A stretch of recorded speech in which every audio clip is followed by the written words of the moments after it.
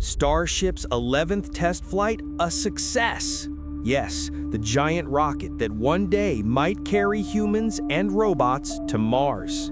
On October 13, 2025, Starship lifted off from Texas, successfully separated the booster, hit all key maneuvers, and splashed down smoothly in the Indian Ocean. Meanwhile, the Super Heavy booster nailed its descent over the Gulf of Mexico with a perfect re-entry burn. This isn't just another test, it's a proof of maturity.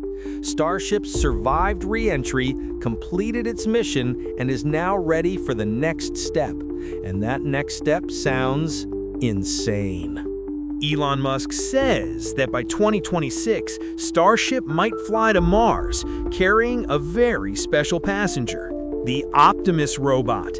Yes, that humanoid robot from Tesla, walking, talking, assembling parts, and soon exploring another planet. Imagine this, no flag, no astronaut, just a robot taking the first selfie on Mars. That's the most Elon Musk thing ever. But let's be real, it's still a wildly ambitious plan. Could Optimus actually make it to Mars by 2026?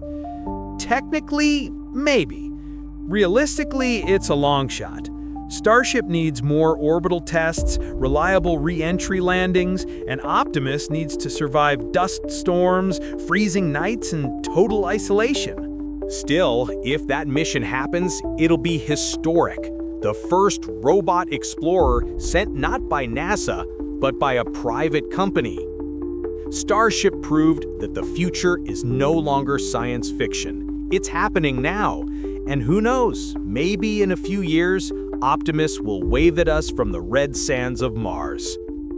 If you love space, AI, and futuristic tech, hit that like button and subscribe.